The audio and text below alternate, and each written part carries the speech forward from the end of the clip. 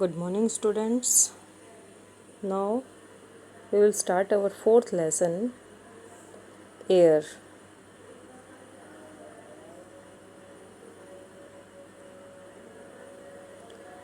Air. In this chapter, we shall learn about composition of the atmosphere. Second topic, atmospheric layer of various densities, insolation and measurement of the degrees of the heat, weather and climate, instrument used in determining and forecasting weather, factor that affect temperature and atmospheric pressure, cyclone and jet stream. इन सभी के बारे में हम इस lesson में पढ़ेंगे. Topic in detail. First of all, new words. First, anemometer, instrument for used for measuring speed of the wind. Wind की speed को मेज़र करने के लिए एनीमोमीटर का यूज़ किया जाता है. Atmosphere, cover of the air surrounding of the earth के चारों तरफ जो एयर है, एयर जो फैली हुई है एज ए कवर, उसको एटमॉस्फियर कहा जाता है. Barometer, instrument use for measuring air pressure.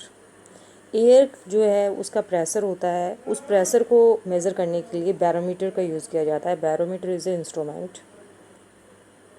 Celsius scale, the scale over which degree of heat is measured over a range 1 to 100. इसमें हीट की जो डिग्रीज होती है उसको मेज़र किया जाता है, यानी कि टेम्परेचर को एक तरह से नापा जाता है, और इसकी रेंज होती है 1 to 100. Climate, general weather prevailing over a period of time.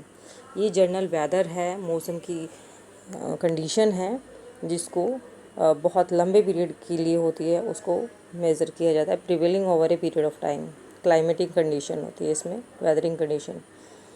Exosphere, the upper most layer of the atmosphere. Atmosphere की सबसे ऊपर वाली जो लेयर होती है उसको एक्सोस्फियर कहा जाता है. Ionosphere, the zone that has electrically charge particles called ion. ये जोन होता है, ये भी एक लेयर होती है एटमॉस्फियर की जिसमें इलेक्ट्रिकली चार्ज पार्टिकल्स होते हैं, जिसे आयोन कहा जाता है. Next is stratosphere, the layer lying above the troposphere. ये ट्रोपोस्फियर के ऊपर वाली लेयर होती है.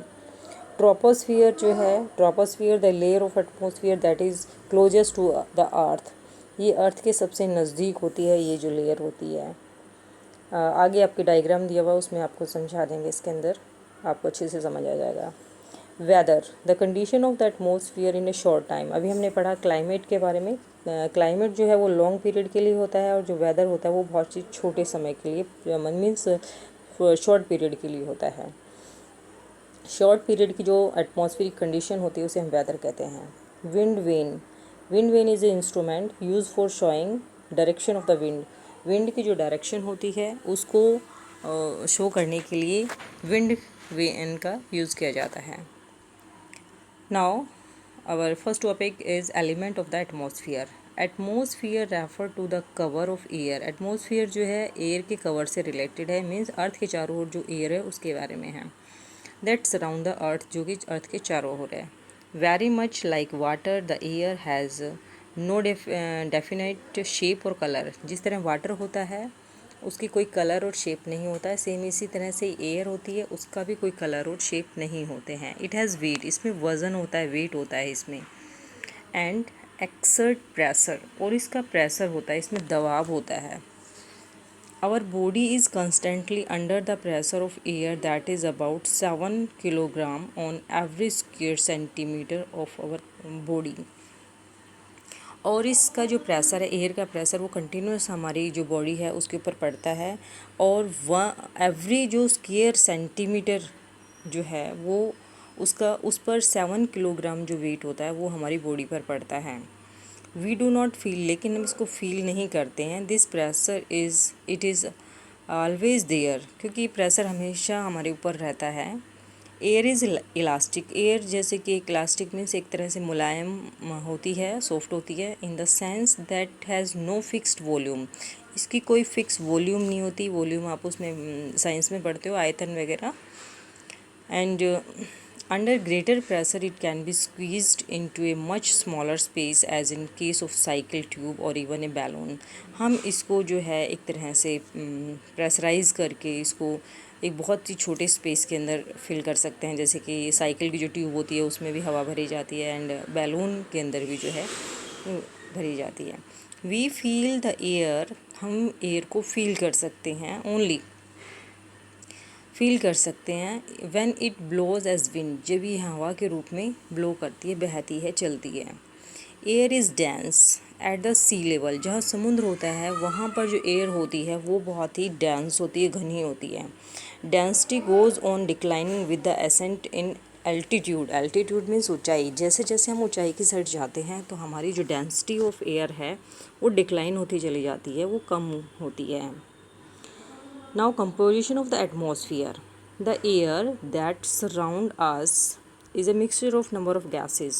हमारे चारों तरफ जो गैस होती है वो उसमें बहुत सारी गैसें मिक्स होती है. Mixture of number of gases. Oxygen nitrogen are the principal constituent. इसमें जो मेन गैसेस होती है हमारी एयर में वो ऑक्सीजन और नाइट्रोजन होती है. ऑक्सीजन 21% ऑक्सीजन एटमॉस्फेयर इन एक्टिव कंपोनेंट.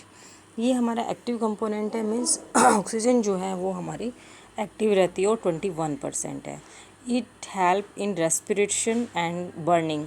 ये रेस्पिरेशन सांस लेने में सहायक होती है और इसके साथ साथ बर्निंग में, किसी चीज़ को जलाने में भी सहायक होती है. ऑक्सीजन की ज़रूरत होती है. आपने नोटिस किया होगा जब भी घरों में जो चूल्हे जलते हैं उसमें जो लेडीज़ होती है वो फूंक मारती है, तो इट्स मीन्स कि ऑक्सीजन चाहिए हमें रेस्पिरेटरी सिस्टम के लिए. Nitrogen constituent about 78% of the air. Air के अंदर जो नाइट्रोजन है वो 78% है. It is an inactive gas. ये इनएक्टिव गैस है एंड एक्ट एज ब्रेक. और ये जैसे जलती हुई जो आग होती है उसको ब्रेक करने के लिए, एक तरह से ब्रेक करने, एक्ट को ब्रेक करने के लिए होती है. For the presence of nitrogen की प्रेजेंस में burning process would have been extremely fast. और नाइट्रोजन के होने से जो भी प्रोसेस होता है, बर्निंग प्रोसेस, वो बहुत ही तेज़ी से होता है. The world could not now have been reduce to cinder. इतनी तेज़ी से होता है कि अभी तक जो है वर्ल्ड जो है वो रिड्यूस, कम हो चुका होता. सिंडर का मतलब होता है एक तरह से भस्म होना या राख हो जाना, लाइक दिस. वैन इनहेल, जब हम सांस लेते हैं, oxygen directly from the atmosphere से लेते हैं हम. जब हम सांस लेते हैं तो हमें जो ऑक्सीजन है वो डायरेक्टली एटमॉस्फेयर से मिलती है. We don't need nitrogen compound for our body growth, but we can not observe nitrogen directly from the air. हमें नाइट्रोजन की आवश्यकता होती है हमारी बॉडी के ग्रोथ के लिए, बट हम इसको नाइट्रोजन को डायरेक्टली जो है हम अब्जॉर्व नहीं कर सकते एयर से. जिस तरह हम ऑक्सीजन को डायरेक्टली लेते हैं ऐसे हम नाइट्रोजन को डायरेक्टली नहीं ले सकते. The atmospheric nitrogen have to be fix to form nitrogen compound before it becomes useful for us. इसको हमारे लिए यूज़फुल बनाने के लिए जो एटमोस्फियरिक जो नाइट्रोजन होती है उसको हमें नाइट्रोजन कंपाउंड में fix to form nitrogen compound बनाना पड़ता है. Became it before it become useful. इसको यूज़फुल, हमारे लिए यूज़फुल बनाने के लिए हमें इसको नाइट्रोजन कंपाउंड में फिक्स करना पड़ता है. Okay, thanks all of you.